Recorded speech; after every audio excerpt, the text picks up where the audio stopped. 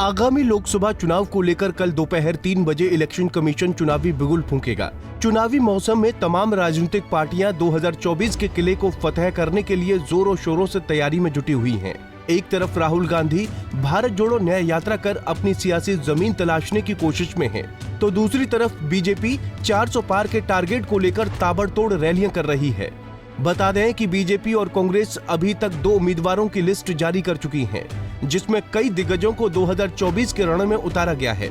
यहां तक कि बीजेपी 400 पार के टारगेट को पूरा करने के लिए पूर्व सीएम तक को मैदान में उतार चुकी है, जैसे शिवराज सिंह चौहान, मनोहर लाल खट्टर, बसवराज बोम्मई, त्रिवेंद्र सिंह रावत, बिप्लब कुमार देव और सर्बानंद सोनोवाल। तो दूसरी तरफ कांग्रेस के पूर्व सीएम ने 24 के चुनावी दंगल में कूदने से मना कर दिया। ऐसे में अब सवाल ये उठता है कि आखिरकार बीजेपी की पूर्व सीएम वाली रणनीति 400 के टारगेट को पार करवा पाती है या नहीं, ये भी देखना दिलचस्प होगा। सवाल ये भी है कि बीजेपी के दिग्गजों के सामने कांग्रेस के दिग्गजों ने 2024 के रण में चुनाव लड़ने से क्यों हाथ खड़ा कर दिया, और शायद इसलिए कांग्रेस ने अशोक गहलोत की जगह उनके बेटे वैभव गहलोत और कमलनाथ की जगह उनके बेटे नकुलनाथ को चुनावी दंगल में उतारा है। बीजेपी की दोनों लिस्ट मिलाकर अब तक कुल 267 प्रत्याशियों के नामों का ऐलान हुआ है, तो वहीं कांग्रेस की दोनों लिस्ट मिलाकर अब तक कुल 82 प्रत्याशियों का ऐलान हुआ है। हालांकि कांग्रेस की दूसरी सूची जारी होते ही कई सारे सवाल भी खड़े होने लगे, क्योंकि कांग्रेस की पहली लिस्ट जारी होने के बाद ये चर्चा तेज हो गई थी कि कांग्रेस इस बार अपने बड़े नेताओं को मैदान में उतारने की तैयारी कर रही है। कांग्रेस की पहली लिस्ट में छत्तीसगढ़ के पूर्व मुख्यमंत्री भूपेश बघेल, कांग्रेस महासचिव केसी वेणुगोपाल, इन नेताओं का नाम शामिल था।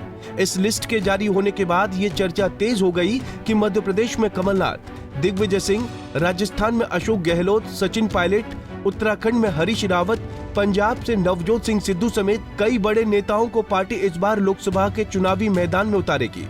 लेकिन कांग्रेस की दूसरी लिस्ट आने के बाद ये तस्वीर लगभग साफ हो चुकी है कि पार्टी के बड़े नेता अब चुनाव लड़ने से किनारा कर रहे हैं।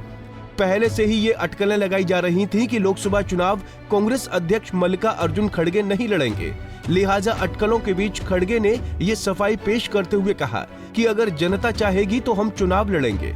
वहीं राहुल गांधी ने इस लोकसभा चुनाव में भाजपा को आमने सामने सीधी टक्कर देने के लिए अपने तमाम दिग्गज नेताओं को लोकसभा चुनाव लड़वाने की रणनीति बनाई थी।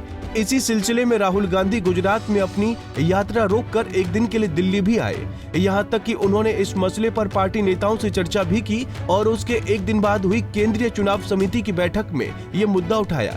लेकिन कांग्रेस के वरिष्ठ नेताओं ने चुनावी मैदान में उतरने से इनकार कर दिया। माना यह जाता है कि कांग्रेस पार्टी ने अपने वरिष्ठ नेताओं को अपनी पसंदीदा सीट का चयन करने की छूट भी दे दी थी, लेकिन इक्का दुक्का दिग्गज नेताओं को छोड़कर सबने हाथ खड़े कर दिए। इससे साफ स्पष्ट होता है कि राहुल की रणनीति को उनके ही पार्टी के नेताओं ने कहीं न कहीं नकार दिया। कांग्रेस के दिग्गज चाहते हैं कि उनकी जगह उनका बेटा चुनाव लड़े, जिससे कांग्रेस के शीर्ष नेतृत्व को चिंता ये है कि दिग्गज नेता चुनाव नहीं लड़े तो पार्टी 2024 में बीजेपी के सामने कहीं धाराशाही न हो जाए। एक चिंता और कांग्रेस को ये भी सताती है कि ये बड़े नेता लोकसभा चुनाव न लड़कर राज्यसभा सीट की मांग करेंगे, क्योंकि कुछ ऐसी परिस्थिति अभी कमलनाथ के साथ देखने को मिली थी, जब खबर सामने आ रही थी कि कमलनाथ बीजेपी का दामन थामेंगे। इसकी मुख्य वजह थी राज्यसभा ही। सूत्र बताते हैं कि कमलनाथ चाहते थे कि पार्टी उन्हें इस बार राज्यसभा भेज दे, लेकिन ऐसा हुआ नहीं, इसलिए कमलनाथ की नाराजगी भी सामने आई थी। लिहाजा राहुल गांधी अपने पार्टी के दिग्गजों को चुनावी रण में उतारकर सबकी हैसियत का अंदाजा लगाना चाहते थे। पहले कहा जा रहा था कि राजस्थान में अशोक गहलोत चुनाव लड़ेंगे, लेकिन अब पार्टी ने जालौर सीट से उनके पुत्र वैभव गहलोत को उम्मीदवार बनाया।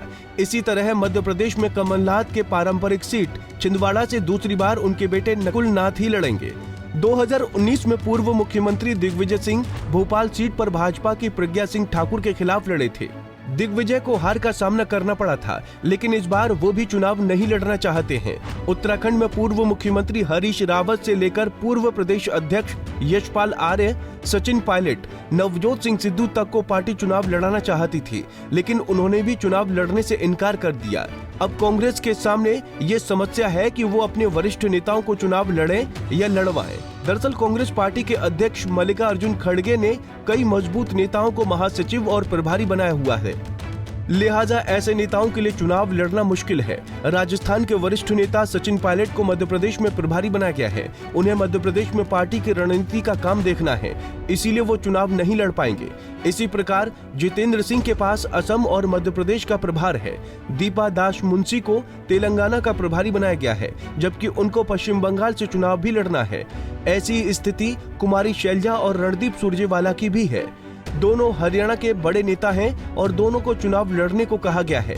ऐसे में अब सवाल ये उठता है कि ये नेता चुनाव लड़ेंगे या लड़वाएंगे। कर्नाटक और तेलंगाना में तो कांग्रेस की सरकार है और मजबूत नेता भी हैं, तो वो अपना चुनाव संभाल लेंगे। लेकिन जिन राज्यों में प्रदेश नेतृत्व उतना मजबूत नहीं है, वहां तो प्रभारियों की ही भूमिका बड़ी होती है। इसके अलावा पार्टी के कुछ दिग्गज नेता राज्यसभा के सदस्य हैं और यदि वो चुनाव जीत गए तो उन्हें राज्यसभा सीट से इस्तीफा देना पड़ेगा, जिससे कांग्रेस की राज्यसभा में उपस्थिति कम हो जाएगी। ये भी एक बड़ा चिंता का कारण है कांग्रेस के लिए। लिहाजा कांग्रेस की स्थिति को देखकर ऐसा प्रतीत होता है कि ना खुदा ही मिला ना विसाले सनम, ना इधर के रहे ना उधर के रहे।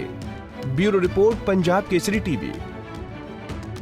हमसे जुड़े रहने के लिए हमारे YouTube चैनल को सब्सक्राइब करें और नई वीडियो की नोटिफिकेशन के लिए बेल आइकॉन को दबाएं।